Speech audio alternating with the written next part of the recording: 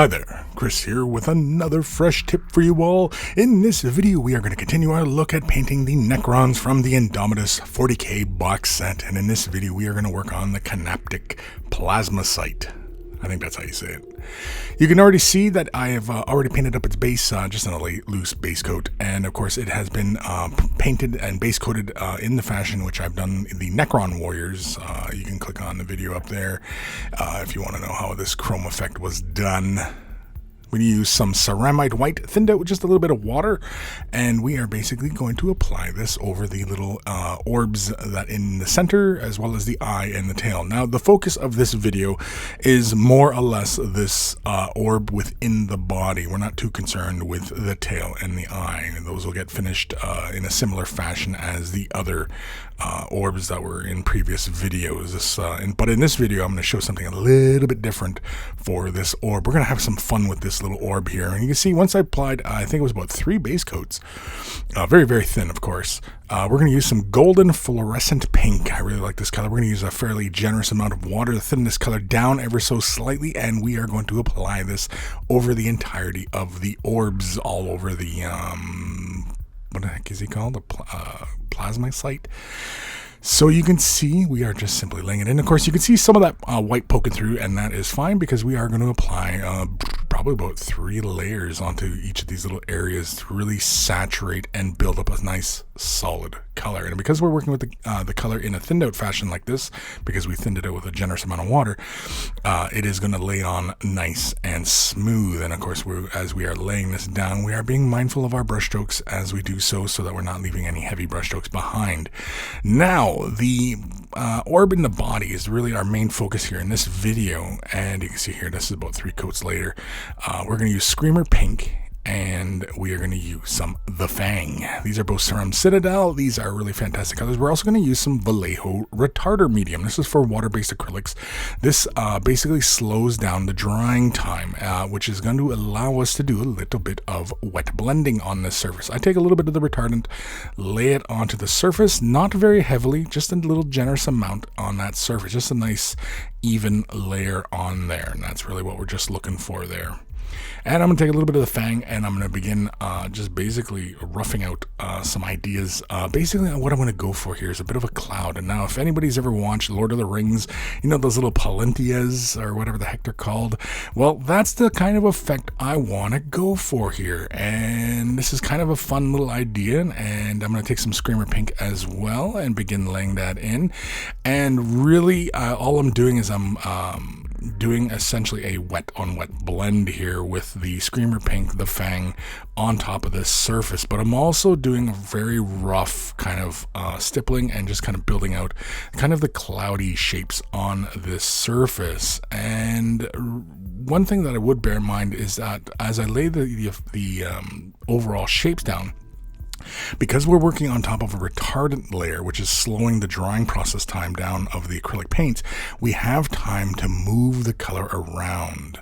And as we do so, we can feather it and blend and just refine our design. Now, you only have maybe about, about 10, 15 minutes to work with this color. But that anybody who's worked with regular paints before, especially with these Citadel colors, you really don't have that much time to play with them before they dry on a surface. And with this retardant, it gives you plenty of time to play around. You can even pull that color right off and start over again if you're quick enough.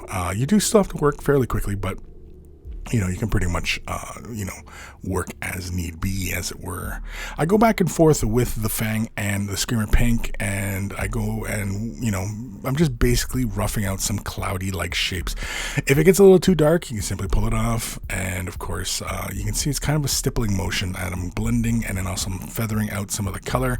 I do want most of that fluorescence to remain, but I also want it to kind of recede with the cloudiness. Again, the Palanti from Lord of the Rings is kind of the inspiration of what I'm going for here, but it's not, I'm not following it like a guide or anything like that. It's just really serving as the inspiration, just kind of this wispy cloudiness within the material itself. I'm kind of imagining that there's this, this vortex within the stone, and it's, moving around. Here's the other side of the I don't know, this orb.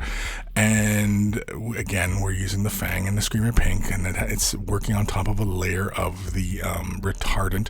Now with the retardant, we could have mixed it into the base colors, but I was, you can work with it in either way. You can see here I quickly dry off the brush, and then I begin moving color around and feathering it out where I want and just building out shapes. And again, it's just kind of playing with the color, and because of the retardant, we have plenty of time to refine our shapes and build to our desired result.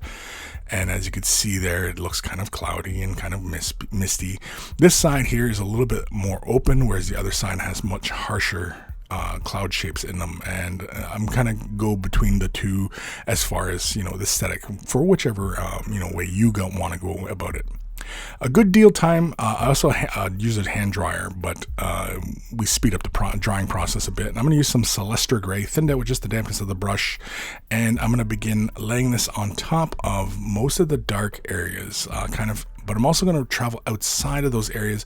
And again, this is kind of like a layer of clouds over those darker clouds. I want them to reside mostly over the darker areas, but otherwise they are representing that. Now, of course, we can thin the color way down and push those colors around a bit more, get a little bit smoother shape rather than just kind of these dash lines initially. And I will off camera refine those shapes. And I actually come back in with some of the Fang and Screamer Pink just to kind of push some of those shapes back. But again, if you're still working on top of the retardant at this point, and you can do this as a blend, you may end up disturbing some of the nice shapes that you initially created. See here, we've got a little bit of nice refined shape, and also there's a slight curvature that you may or may not notice there with the shapes as well. And in fact, it actually starts to look like a little planet, like a little gas giant within there, and that's fine as well, because again, I think that Palanti from Lord of the Rings, it kind of looks like a gas giant anyway with an inner glow, right? Fluorescent Pink is next from Golden. We're going to add some Titanium White. We're going to mix these two on our palette in a roughly 1-to-1 mix ratio.